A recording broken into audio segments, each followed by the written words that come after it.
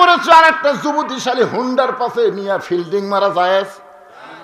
বিয়ে করা যদি জায়েজ না হয় তাহলে ফিল্ডিং মারা জায়েজ নাই। আমার এলাকার এক শালি মারা গেছে, বুঝলেন? দুলাই ভাষা বলতেছে, আমি আমার আদরের শালির লাশটা ধরে কবরে নামাবার চাই। আমার আদরের শালির লাশটা ধরে কুটি নামাবি? ওই তো ফতুয়া জানে না, আবেগে বলে ফেলে দিছে আমার কলজার টুকরা শালি, আদরের শালি মরে গেছে, আমি তার লাশটা ধরে কবরে নামাবো। পাশ থেকে এক হুজুর, হারাম হারাম, শালির লাশ স্পর্শ করা হারাম। দুলা ভাই মুচকি মুচকি হাসে। সবাই হাসেন কেন? বলে হাসার কারণ হলো, ই যখন জেতা ছিল তোমার হাতের থেকে 500 টাকা নেওয়ার জন্য এমনভাবে হাত ধরলো, টাকা না দেওয়া পর্যন্ত হাত ছাড়িনি। তো বেঁচে থাকতে হাতের থেকে টাকা নেওয়া যায় দাদা? মরে গেলে লাশ ছোঁয়া যদি হারাম হয়, তাহলে বেঁচে থাকলে কি হবে? কথা কন না কেন ভাই, কথা কন না কেন? এখানে এখানে যে সমস্ত মেয়ের বাপ আছে, আমি তাদের পাঁওত হাত দিয়ে বলতে, পাঁওত হাত দিলাম। আপনার একটা মেয়ে যদি বিয়ে দেন, আর একটা মেয়ে যদি যুবতী বাড়ির থাকে, খবরদার ওই জামাই গাবড়ার কাছে ঘেঁষতে দেন না। একদিন দেওয়ারাজা ভাবি বলতে, ভাবি আপনার যে কি সাইজ, ভাবি মনে হয় আপনার বিয়েই হয়নি। এমন কথা শুনে ভাবি কান্দে আর কয়, এই সুন্দর কথা তোমার ভাই জীবনেও কয়নি। মেয়ে মানুষের খালি একটু তারিফ করেন, কি সাইজ রে, মনে হয় বিয়েই হয়নি। আর আপনি জানেন দেওয়ারা ভাবির তারিফ করার কারণ কি? ওই ওভার ডিউটি করবি, ওভার ডিউটি করবি। হাসতেছেন? আজকে পরকীয়া নষ্টমী সমাজের মধ্যে এই কারণে বেশি হচ্ছে। জোরে কথা কন না কেন, কথা কন না কেন? মরদ মানুষ আছে কি না বোঝা যায় না। দেখবেন যেই বাড়িতে মেয়ে মানুষ সেই চিল্লাই, ওই বাড়িতে মরদ মানুষ বিলাই হয়ে।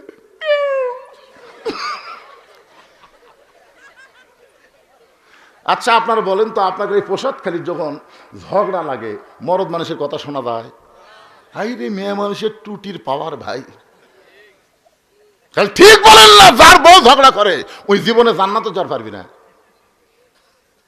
কারণ মুখের কথা হলো একটা পর্দা। আপ নবী হওয়ার কারণে সমস্ত নবীদের নাম জানি, কিন্তু ওমর নামে তো কোনো নবী নাই।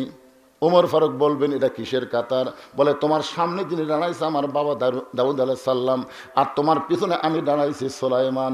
ওমর কানবার বলবে, ওগো আল্লাহর নবী সুলাইমান, আমার বড় বেয়াদব হয়ে গেছে, আল্লাহর রাস্তা আমাকে মাফ করেন, আমি কেন নবীদের কাতারে আসলাম আমি তো নিজেই বুঝতে পারলাম না। এই কথা বলে হযরত ওমর যখন নবীর কাতার ছাড়তে যাবে, আল্লাহ রাসূল বলেন, ওই সময় আল্লাহ বলবে, ওমর আমার দোস্ত নবীর দাম, কথার দাম রাখতে গিয়া তোমাকে নবীর কাতারে দাঁড় করাইছি, তুমি কাতার ছিল না। ওমর ফারুক বলবেন, আল্লাহ নবীর কাতারে আমার দাঁড় করা আপনি খুশি করতে পারবেন না, বিশ্ব নবীর উম্মতের কাতারে আমি দাঁড়াতে চাই। বিশ্ব নবীর উম্মতের কাতারে দাঁড়াইলে লাভটা কি? লাভ জানেন আপনারা? আছেন আমার মুখতার, আছেন আমার ব্যারিস্টার, শেষ বিচারের হাইকোর্টেতে তিনি আমায় করবেন পার, আমি পাপী তিনি জামিনদার। আল্লাহর নবী প্রত্যেকটা উম্মতকে বাঁচানোর জন্য আল্লাহর কাছে ওকালতি করবে, ব্যারিস্টারি করবে, আল্লাহর কাছে সুপারিশ করে আমাদেরকে জান্নাতে পৌঁছে দিবে। তাহলে বিশ্ব নবীর উম্মতের কাতারে দাঁড়ানো এটা বিশাল একটা ভাগ্যের ব্যাপার। সেই ওমর মাথা নিচু করে মনে মনে চিন্তা করে, এই জুব্বা বুঝে আমি পাই। ওমর ফারুকের পাশে একজন মনে মনে চিন্তা করতেছে, জুব্বা বুঝে আমি পাই, কারণ আমি হলাম নবীর ডবল জামাই। আপনারা বলেন তো, আল্লাহ নবীর ডবল জামাই তার নাম কি? খালি ওসমান? খালি ওসমান? এটা একটা হলো। এখানে যারা হাজী সাহেব আছেন, হজ করছেন তো নাকি? আপনি করছেন? মাশাআল্লাহ। এখানে যারা হাজী সাহেব আছে তারা সবাই জানে, জান্নাতুল বাকিতে ঢুকতে গেলে দরজায় গেটে লেখা আছে, এই গোরস্থানের মধ্যে 10,000 সাহাবী ঘুম পাড়তেছে। সুবহানাল্লাহ বলেন। কত হাজার? 10,000-এর বেশি সাহাবী জান্নাতুল বাকির মধ্যে ঘুমায় আছে। আমাদের বাংলাদেশে কিন্তু একটা সাহাবীর কবর নেই, একটাও নেই। যেগুলো আছে সেগুলো খুব বেশি হলে ওই সিলেটের শাহজালাল, মাস্তানে সুলতান বলকি মহিষ, এরা আল্লাহর ওলি হবে, কিন্তু সাহাবী না। আমি একবার সিলেটে দেখলাম একটা মাজার হলো লেদা শাহ, হবিগঞ্জ পার হয়ে একটা মাজার রাস্তার ধারক, মাজারের নাম হলো লেদা শাহ রহমতুল্লাহ আলাই। কিছু দূর যাওয়ার পরে দেখলাম আর একটা মাজার ঘোড়া শাহ রহমতুল্লাহ আলাই। আমি চিন্তা করলাম ওটা লেদা শাহ, এটা ঘোড়া শাহ, তাহলে আসল শাহ কুঠি। তো একজনকে বললাম, কে রে ভাই লেদা শাহ কি? বলে হুজুর যে ঘোড়া শাহ কবরের কাছে খাড়া আছেন ওর ঘোড়া উঠে লাগিয়েছিল, সে লাট ঢাকাতে হচ্ছে লেদা শাহ। আর এই ঘোড়া এই জায়গায় মরছে, এই জন্য আছে ঘোড়া শাহ। আরো সামনের দিকে যাবেন সেটি আছে ঘোড়ার মালিক। তার মানে বোঝা গেল বাংলাদেশের অধিকাংশই মাজার ভণ্ড। এগুলা কিন্তু রেল লাইনের ধারে হয় না, এগুলা বেশি হয় পাকা রাস্তার ধারে। জোরে কোন কথা ঠিক কিনা? খালি যাবি আর হাদিয়ে মারবি। জান্নাতুল বাকির মধ্যে 10,000-এর বেশি সাহাবীর কবর আছে। সর্বপ্রথম যেই কবরটা পাবেন সেই কবরটা হলো ওসমান গনির কবর। যেই কবরে ছোট্ট একটা পাথরে লেখা আছে ওসমান গনি, ওসমান গনি। আল্লাহ নবী ডাক দেন, ওসমান, আল্লাহ তোমাকে এত সম্পদ দান করেছে, তুমি কি হিসাব বলতে পারো? ওসমান গনি বলতেছে, ইয়া রাসূলুল্লাহ, আল্লাহ আমাকে যত সম্পদ দান করেছে, এই সম্পদ রাখতে গেলে যে গুদাম হয়, ওই গুদামে যে তালা দেই, সেই তালার চাবি টানতে একটা শক্তিশালী উট হিমশিম খায়। সুবহানাল্লাহ কন না কেন? আল্লাহ আমাকে যত সম্পদ দিছে, এই সম্পদ যে গুদামে রাখি, সেই গুদামে তালা দিয়ে ওই তালার চাবি টানতে একটা উট হিমশিম খায়। এখন বলেন তো কত দিছে? বুঝতে পারেননি? গুদামক তালা দিয়ে, সে তালার ছোড়ানি বোঝেন না, ছোড়ানি এটুকু না কোনা, এইটা টানতে একটা উট হিমশিম খায়। আল্লাহ নবী ওসমান, যে আল্লাহ তোমাকে এত সম্পদ দিচ্ছে, সেই সম্পদ যদি আল্লাহ ফেরত চায়, চাহিবা মাত্র আর বাহককে ফেরত দেওয়া লাগবে, তুমি কি ফেরত দিবে? যদি আল্লাহ চায় তুমি কি দিবা? সঙ্গে সঙ্গে ওসমান গনি মারছে দৌড়। ওসমান গনি যখন দৌড় মারলো, প্রত্যেক সাহাবী চিন্তায় পড়ে গেল। নবী এমন কথা বললো, ওসমান দৌড় মারলো কেন? কিছুক্ষণ পরে সমস্ত সাহাবী নবী দেখতে পায় যেই উটটা চাবি বহন করে, ওই উটটা রশি ধরে ধরে নবীর দরবারে এসে বলতেছে, ইয়া রাসূলুল্লাহ, সমস্ত সম্পদের গুদাম, গুদামে তালা সহ চাবি টানা উটটাও পর্যন্ত আমি আল্লাহরে দিয়া দিলাম। গুদাম দিলাম, গুদামে যে সম্পদ আছে সম্পদ দিলাম, গুদামে যে তালা লাগাইছি তালাও দিলাম, ওই তালার চাবি বহনকারী উটটাও পর্যন্ত আমি আল্লাহ দিয়া দিলাম। নবী বলে, আল্লাহ যে ওসমান চাহিদা মাত্র সব তোমাকে ফিরাই দিল, তুমি আল্লাহ ওসমানকে কি দিবা? আল্লাহ বললেন, আমি আমার গানি ডিগ্রি ওসমান রে দিয়া দিলাম। সুবহানাল্লাহ। সেদিন থেকে নাম হলো ওসমান গনি। আর একটা ডিগ্রি হচ্ছে ওসমান জুন্নুরাইন। ওসমান হলো 2টা নূরের অধিকারী। জোরে কোন সুবহানাল্লাহ। আল্লাহ নবীর 2টা মেয়েকে পর পর বিয়ে করেছিলেন। প্রথম বিয়ে করেছিলেন সেই মেয়েটার নাম হলো রোকেয়া। দ্বিতীয় যেই মেয়েটাকে বিয়ে করেছিলেন তার নাম হলো কুলসুমা। একসঙ্গে 2 মেয়েকে বিয়ে করা জায়েজ নাই, তবে একটা মরে গেলে আর একটা যদি রাজি হয় ইসলাম জায়েজ করেছে। আমার কথা কি বুঝবার পারলেন? একসঙ্গে 2 বোনকে বিয়ে করা, একেবারে জোরে বললে কি হয়? একসঙ্গে 2 বোনকে বিয়ে করা। এক বোনকে বিয়ে করেছে আর একটা যুবতীশালী হুন্ডার পাশে নিয়ে ফিল্ডিং মারা জায়েজ? বিয়ে করা যদি জায়েজ না হয় তাহলে ফিল্ডিং মারা জায়েজ নাই। আমার এলাকার এক শালি মারা গেছে, বুঝলেন? দুলাই ভাষা বলতেছে, আমি আমার আদরের শালির লাশটা ধরে কবরে নামাবার চাই। আমার আদরের শালির লাশটা ধরে কুটি নামাবি?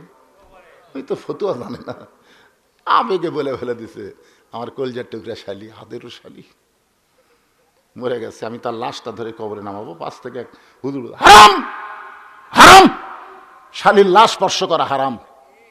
দুলা ভাই মুচকি মুচকি হাসে। তাহলে হাসেন কেন? বলে, হাসার কারণ হলো ই যখন জেঁতা ছিল তোমার হাতের থেকে 500 টাকা নেওয়ার জন্য এমনভাবে হাত ধরলো, টাকা না দেওয়া পর্যন্ত হাত ছাড়িনি। তো বেঁচে থাকতে হাতের থেকে টাকা নেওয়া যায় দাদা? মরে গেলে লাশ ছোঁয়া যদি হারাম হয় তাহলে বেঁচে থাকলে কি হবে? কথা কন না কেন ভাই, কথা কন না কেন? এখানে এখানে যে সমস্ত মেয়ের বাপ আছে, আমি তাদের পাঁও হাত দিয়ে বলতে, পাঁও হাত দিলাম, আপনার একটা মেয়ে যদি বিয়ে দেন, আর একটা মেয়ে যদি যুবতী বাড়ির থাকে, খবরদার ওই জামাই গাবড়ার কাছে ঘেঁষতে দিয়েন না। আপনাদের আদম দিকি একজন লোকের নাম আসলো গাবড়া, তোর এখন কি নাম আসলো গাবড়া। এই শালা গাবড়া আমাকে আদম দিকে ঢুকতে দেয়নি। গাবড়া কতকগুলা মাহফিলের প্যান্ডেল পর্যন্ত করছে, গাবড়া আমাকে ঢুকতে দেয়নি। আমি খালি চিন্তা করছিলাম, গাবড়া রে তোর তো সামনে কি হবি রে। আজকে গাবলার বাড়ি আছে কিন্তু ঘর নাই। ওরে বাবা রে, কেরে গাবলা গাবলা অ্যাঙ্গেল একটা ডোজ দিয়ে দিলাম। গাবলা যদি বেচা থাকে তাহলে বুঝবি, বজলুসি তুই বন্ধ করে পারবি না, তুই পলে যাবি, বজলুসি ঠিকই ঢুকবি। তোরে কার কথা ঠিক কেন? অ্যাঙ্গেল আছে, অ্যাঙ্গেলের দিন শেষ, এখন ডাইরেক্টের বাংলাদেশ আরো অ্যাঙ্গেল। একটু মনোযোগ দিয়ে শুনবেন। আল্লাহ রাসূল বলেছেন, রে মেয়েরা শোনো, যে সমস্ত মেয়েরা পর্দার অন্তর আছেন আপনারা একটু মনোযোগ দিয়ে শুনবেন। দুইটা পুরুষকে তোমরা কাল সাপের মতন ভয় করবা। একটার নাম হলো দেওরা, আর একটার নাম হলো দুলা ভাই। একটা পুরুষের নাম হলো দেওরা, দেওরা বোঝেন আপনারা, আর একটার নাম হলো দুলা ভাই। এই দুইটা পুরুষ কিন্তু সুযোগে সদ্ব্যবহার করে। চিন্তা করে, বোন তো আমার ঘরতে আছে, আর ওর ছোট বোনক যদি আমি একটু একটু, তাহলে চিন্তা করবি আমি কিছু বলবার গেলে আমার বোনের ভাত যাবি। আর ভাইয়া যখন মানুষ হয়ে গেছে, তখন দেওরা ভাবির সামনে গিয়ে গান শুরু করেছে, ভাইয়া তোমার বর আমি যে দেবর, বুঝে দেখো ভাবি কার বেশি দাবি, ভাইয়া গেছে মালয়েশিয়ায় আমি এখন আসি। একদিন দেওরা যা ভাবি বলতে, ভাবি আপনার যে কি সাইজ, ভাবি মনে হয় আপনার বিয়েই হয়নি। এমন কথা শুনে ভাবি কান্দের কয়, এই সুন্দর কথা তোমার ভাই জীবনেও কয়নি। মেয়ে মানুষের খালি একটু তারিফ করেন, কি সাইজ রে, মনে হয় বিয়েই হয়নি। আর আপনি জানেন দেওরা ভাবির তারিফ করার কারণ কি? ওই ওভার ডিউটি করবি, ওভার ডিউটি করবি। হাসতেছেন?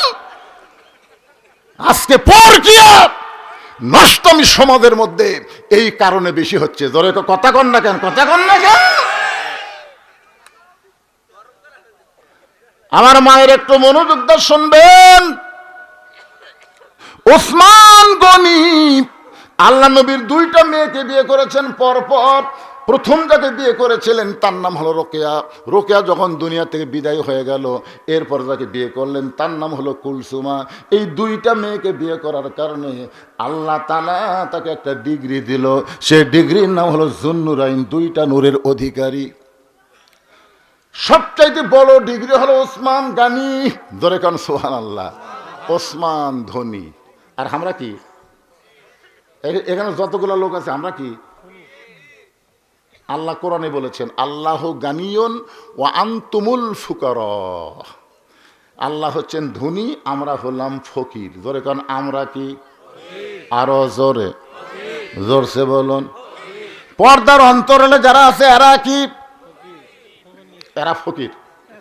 মরদ মানুষ যদি ফকির হয় তাহলে মেয়ে মানুষ কি? আরো জোরে, জোরসে বলুন। আপনারা বলেন তো, অনেক দিন হলে ফকির কিন্তু নিচে ছিল আর ফকুরনির জাত ছিল উপরে। ধরে কোন কথা ঠিক কিনা? আগামী 12 তারিখে আমরা সবাই সিদ্ধান্ত নেব, আর কোন ফকুরনি যেন বাংলাদেশের প্রধানমন্ত্রী হবার না পারে। আপনারা বলেন তো, ফকুরনির বুদ্ধি কেমন? এক বাড়ির ভিক্ষা করে দেয়, বলতেছে মা মা 4টা ভিক্ষা দাও। বাড়ির বেটার বউ বলতে 4টা না 4 সের দেবো। ফকুরনি কয়, কে মা 4 সের কেন? শাশুড়ি আমার গাল দেয়, অন্য বাড়ির পান খাবার গেছে, এই সুযোগে তুমি আইছো, তোমার 4 সাল চাল দিয়ে আমি সংসার ঢুসে দেবো। ওই ফকুরনি 4 সের চাল দিয়েছে। ফকুরনি চিন্তা করে, সারাদিন ভিক্ষা করলে 2 সেরই হয় না, আরে এক বাড়ি দিল 4 সের। বেটার বউ বলে, ফকুরনি মা খবরদার এই কথা তার কাউরে কইও না। ফকুরনি বলে, আমার কি ঠেকা পড়ছে, আমি কাউরে কব না। ওই 4 সের চাল পেয়ে রাস্তা দিয়ে যাচ্ছে আর বলতেছে, ওই বেরি বেটার বই শাউরির যে কি হলো, আমাকে 4 সের চাল দিয়ে কইছে কাউরে জান কইও না, আমি কমো না। একলা একলা গল্প করে আর কমো না।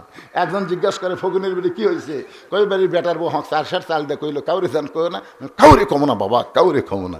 চিন্তা করে দেখেন, যেই ফকুরনি সামান্য একটা ঝোলার চাল সামলাবার পারলো না, সেই ফকুরনি যদি দেশ সামলাবার দেন পারবে? বোঝেন না কেন আপনারা? এই জন্য আল্লাহ কোরআনে বলেন, আর রেজালু কাওয়ামুন আলান নিসা, পুরুষ থাকবে উপরে, নারী থাকবে নিচে। এই কথা বক্তা বলল সেদের না, এই কথা হলো আমার আল্লাহর। জোরে বলেন কার? যে বাড়িতে মেয়ে মানুষ জোরে কথা কয়, ওই বাড়িতে মরদ মানুষ আছে কি না বোঝা যায় না। দেখবেন যেই বাড়িতে মেয়ে মানুষ সেই চিল্লাই, ওই বাড়িতে মরদ মানুষ বিলাই হয়ে।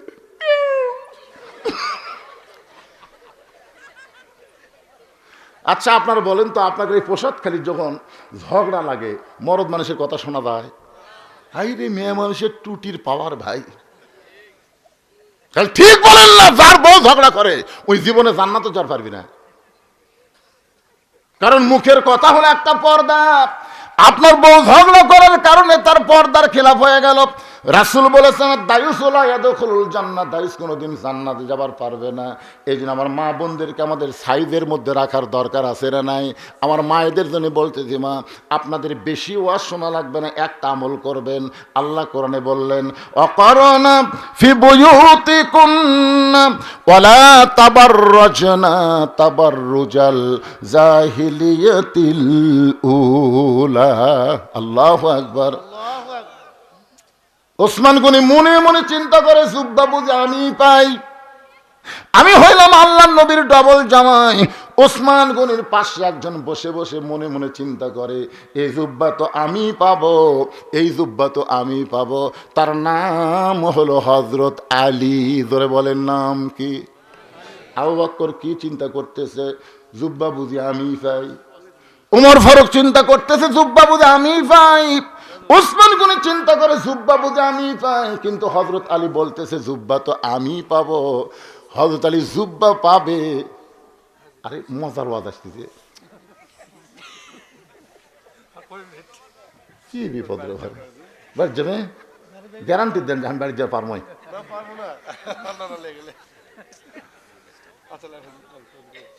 আপনাদের চেয়ারম্যান বসে আছে তো, সেই মজা লাগতেছে না। চেয়ারম্যানেরা তো বেশিক্ষণ থাকতে পারছে না, বোঝেন না, সারাদিন কাজ কাম করে মানুষের। এখন তো একটা ফকুনি পর্যন্ত, ও চেয়ারম্যান আমার বৃদ্ধ ভাতার কি হল?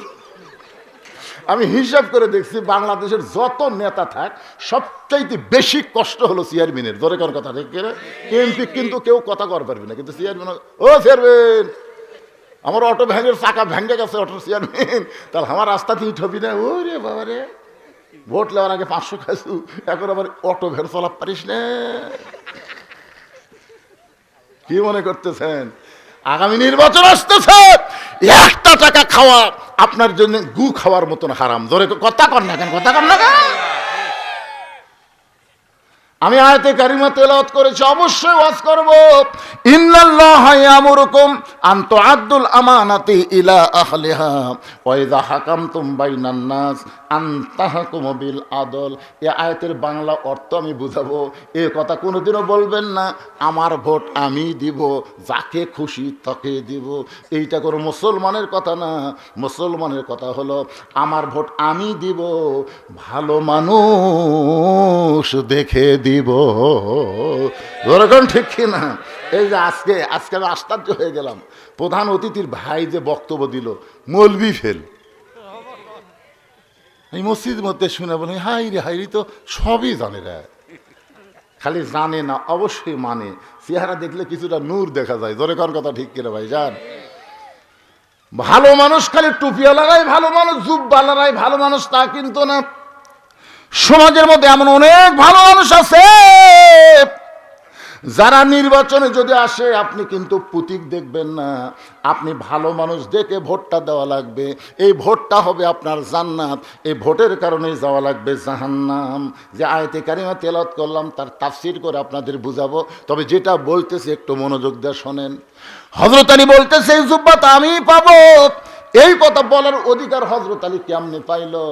কেন হযরত আলী চিন্তা করে দেখে, একদিন আল্লাহর নবী বলেছেন, শোনেন মনোযোগ দিয়ে, আল্লাহর নবী বলেছেন, সাহাবীরা তোমাদের মাঝখানে এমন একজন ব্যক্তি আছে যেই ব্যক্তি আমি নবীর চাইতেও 2 দিক দিয়ে বড়। আল্লাহ রাসূল বলতেছেন, সাহাবীরা তোমাদের মাঝখানে এমন একজন মহান ব্যক্তি বসে আছে যেই ব্যক্তিটা আমি নবীর চাইতেও 2 দিক দিয়ে বড়। সাহাবীরা বলে, না হুজুর, আপনার চাইতে বড় এটা আমরা মানব না।